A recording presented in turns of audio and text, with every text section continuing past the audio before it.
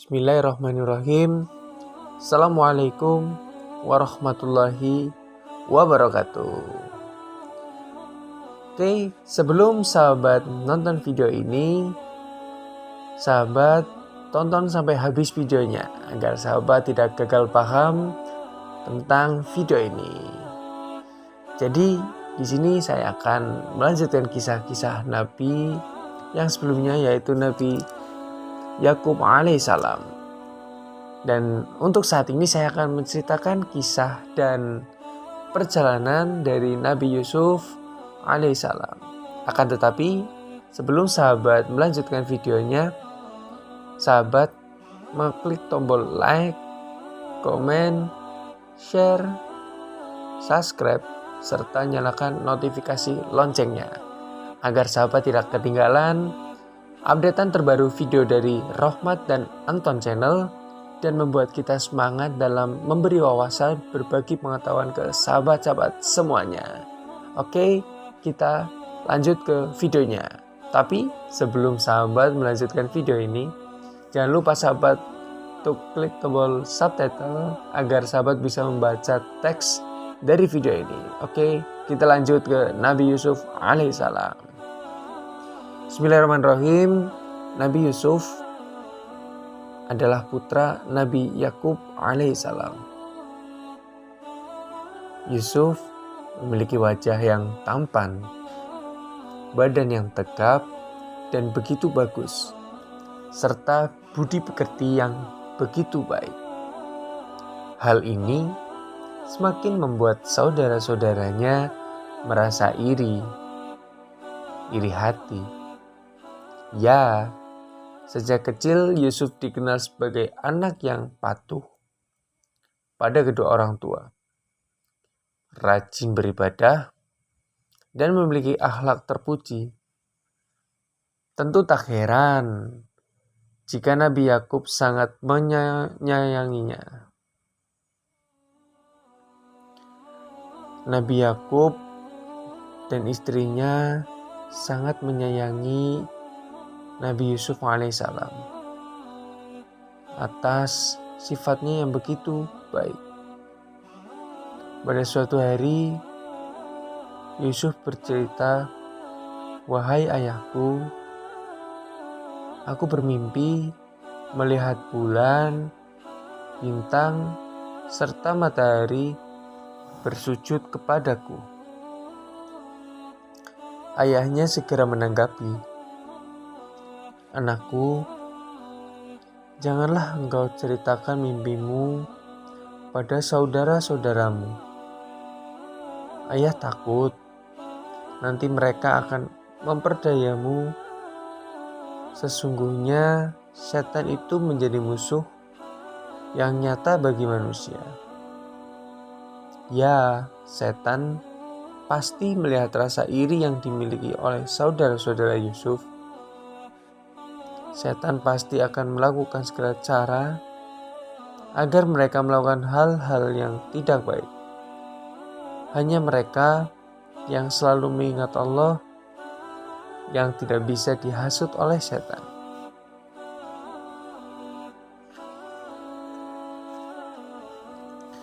Lalu selanjutnya kisah saat Nabi Yusuf dibuang ke sumur. Hasutan setan sebagai musuh abadi manusia membuat rasa iri saudara-saudara Yusuf makin menjadi-jadi. Mereka pun membuat rencana untuk menyingkirkan Yusuf. Jika Yusuf sudah tidak ada, pasti kasih sayang ayah akan tertumpu hanya pada kita. Demikian mereka sepakat. Pada suatu hari, mereka pun meminta izin untuk membawa Yusuf jalan-jalan. Ketika sang ayah mengizinkan, berangkatlah mereka. Saat tiba di suatu tempat, mereka melihat sebuah sumur tua sumur yang tak lagi pernah dihuni dan didatangi oleh orang-orang.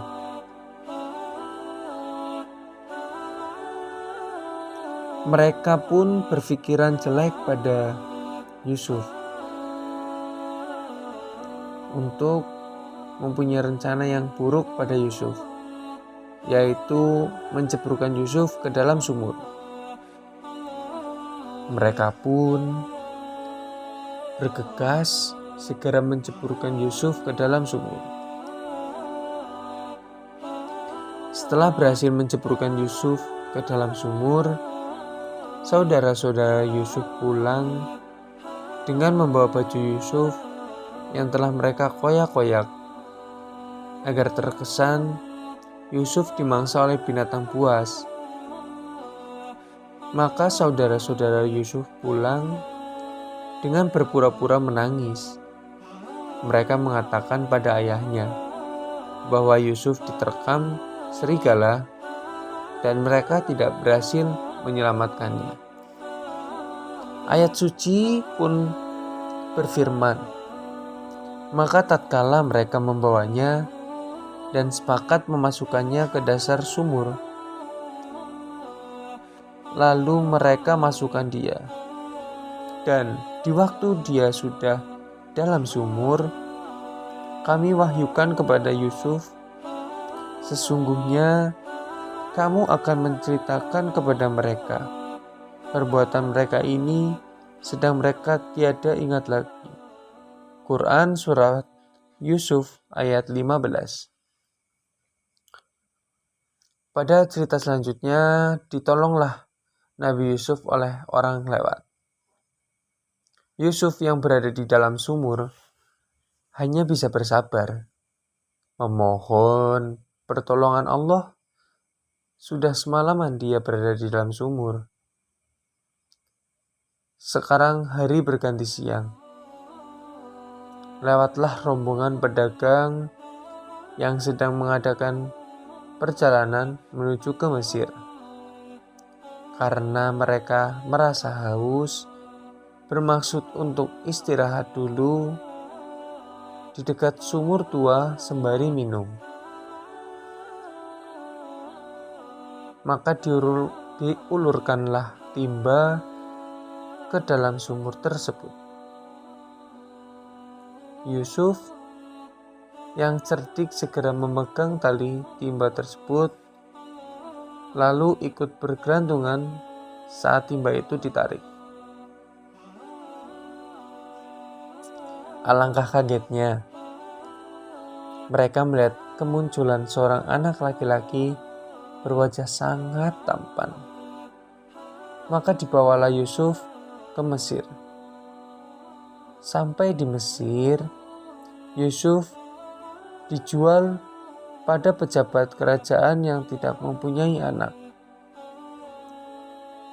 Istri pejabat itu bernama Zulaikha.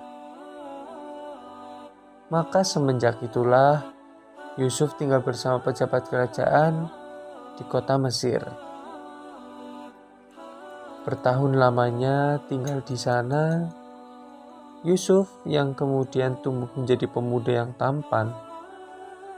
Banyak perempuan-perempuan muda yang tertarik padanya. Maka kemudian setan pun menghasut Zulaikha untuk menyukai Yusuf. Namun Yusuf menolaknya. Zulaikha marah pada Yusuf. Dia mengadu pada suaminya berita bohong. Dia katakan bahwa Yusuf hendak berbuat kurang ajar terhadapnya. Maka akhirnya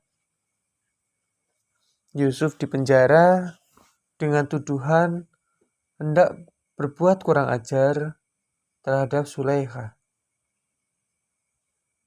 Di dalam penjara, Yusuf bertemu seorang pemuda yang bermimpi, lalu menceritakan mimpinya. Yusuf pun mengartikan mimpi itu bahwa pemuda itu tidak lama lagi akan keluar dari penjara. Ternyata tafsir mimpi Yusuf benar. Maka keluarlah si pemuda dari penjara.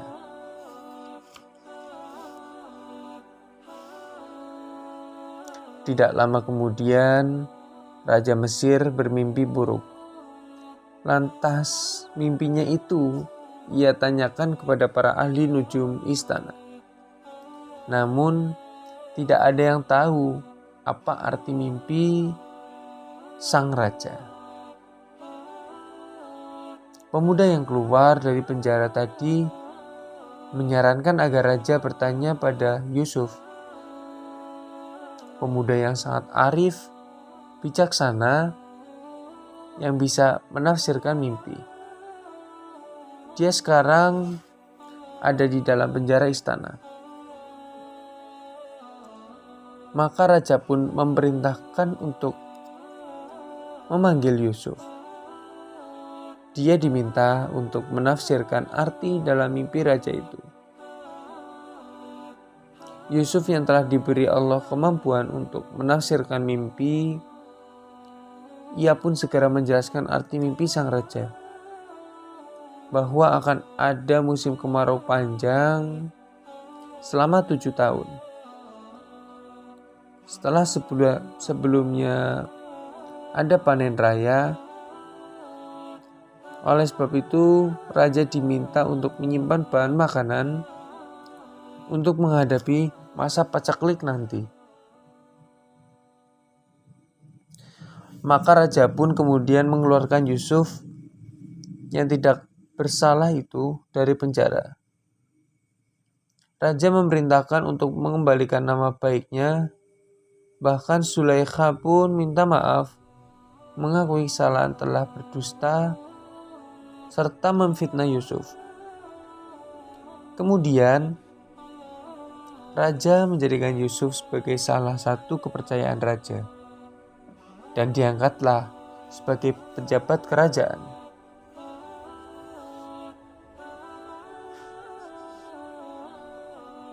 Musim kemarau yang panjang selama 7 tahun ternyata tidak terjadi hanya di kota Mesir saja. Begitu juga di kota Kan'an, daerah di mana ayah Yusuf tinggal. Rakyat Kan'an yang mendengar bahwa Raja Mesir sedang membagi-bagikan makanan, ia pun berbondong-bondong menuju Mesir. Mereka datang untuk ikut mendapatkan bahan makanan yang masih tersedia dalam lumbung kerajaan Mesir. Di antara para pedantang dari Palestina, terdapat saudara-saudara Yusuf sendiri. Yusuf segera mengenali mereka, tetapi sebaliknya mereka tidak mengenali lagi. Bahkan tidak terlintas dalam pikiran mereka bahwa Yusuf masih hidup, apalagi menjadi pejabat di Mesir, menjadi wakil rakyat Mesir yang berkuasa mutlak. Yusuf pura-pura bertanya mengenai keluarga saudara-saudara itu, hingga akhirnya mereka bercerita bahwa mereka memiliki seorang ayah yang sudah tua dan buta, dan memiliki seorang adik bungsu yang tidak ikut bersama mereka. Yusuf memerintahkan mereka untuk membawa adik bungsu mereka, Bunyamin, jika mereka kembali lagi ke Mesir. Jika mereka tidak membawa Bunyamin, mereka tidak akan mendapatkan bantuan makanan lagi. Tanpa curiga, mereka pun berjanji membawa Bunyamin jika datang ke Mesir lagi. Mereka pulang ke Palestina membawa bahan makanan pemberian Yusuf. Tak berapa lama, bahkan makanan pun habis. Mereka harus pergi ke Mesir untuk meminta bahan makanan lagi. Mereka meminta izin pada ayah mereka, Nabi Yakub alaihissalam, untuk membawa Bunyamin. Walaupun dengan berat hati, Nabi Yakub mengizinkan mereka membawa Bunyamin, Nabi Yakub menyuruh mereka bersumpah untuk menjaga Bunyamin baik-baik dan membawanya kembali ke Palestina dalam keadaan selamat.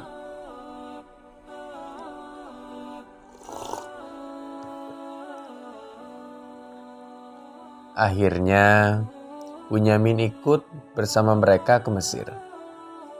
Mereka membawa Bunyamin kepada Nabi Yusuf. Nabi Yusuf pun tanpa sepengetahuan mereka segera mengatakan pada Bunyamin bahwa dirinya adalah Yusuf, saudara kandung Bunyamin. Betapa bahagianya Bunyamin akhirnya dapat melihat Yusuf kembali. Kemudian, saat mereka telah mendapatkan makanan dan hendak kembali ke Palestina, mendadak mereka dihadang oleh tentara kerajaan Mesir. Mereka dituduh telah mencuri takaran gandum milik kerajaan. Saat diperiksa, ternyata takaran itu berada di dalam karung Bunyamin. Akhirnya Bunyamin pun ditahan dan saudara-saudaranya harus kembali ke Palestina tanpa Bunyamin. Maka pulanglah saudara-saudara Yusuf menemui Yakub, ayah mereka. Betapa terpukulnya Nabi Yakub mendengar berita tentang Bunyamin yang ditahan. Nabi Yakub lalu jatuh sakit dan meminta mereka untuk membawa Bunyamin kembali. Maka berangkatlah mereka untuk kembali ke Mesir untuk menemui Nabi Yusuf alaihissalam. Atas perintah ayahnya, mereka pun berangkat menuju Mesir untuk menemui Nabi Yusuf alaihissalam. Setibanya di Mesir, mereka menemui Yusuf dan memohon agar ia memberikan ampun bagi Bunyamin. Ayah kami sudah sangat tua dan sakit-sakitan memikirkan anak yang hilang dahulu. Sekarang Bunyamin juga ditangkap. Makin beratlah penderitaan ayah kami. Demikian mereka memohon. Akhirnya Nabi Yusuf pun membuka rahasia dirinya. Betapa kagetnya saudara-saudara Yusuf mendengar pengakuan bahwa Yusuf adalah adik yang telah mereka buang ke dalam sumur dulu.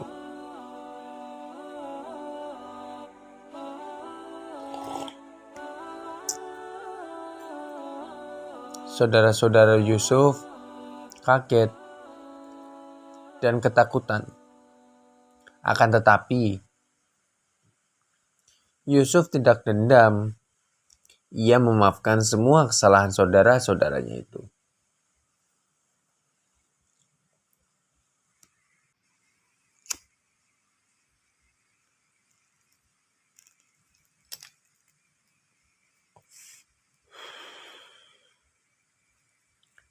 Nabi Yusuf bahkan mengajak ayah dan saudara-saudaranya tinggal di Mesir bersamanya, di kerajaan tempatnya ia tinggal. Diriwayatkan Nabi Yusuf meninggal di Mesir dalam usia 110 tahun. Jenazahnya dipindahkan ke Nablus, Palestina, untuk dimakamkan di sana. Mungkin sepenggal cerita dari kisah Nabi Yusuf, teladan Nabi Yusuf, serta kebaikan Nabi Yusuf pada adik-adiknya, pada saudara-saudaranya. Mungkin itu saja yang dapat saya sampaikan. Bila ada tutur kata yang salah, kurang berkenan di hati para sahabat semuanya, saya pribadi mengucapkan minta maaf yang sebesar-besarnya. Akhir kata, wabillahi taufiq wal hidayah. Wassalamualaikum warahmatullahi wabarakatuh. Terima kasih.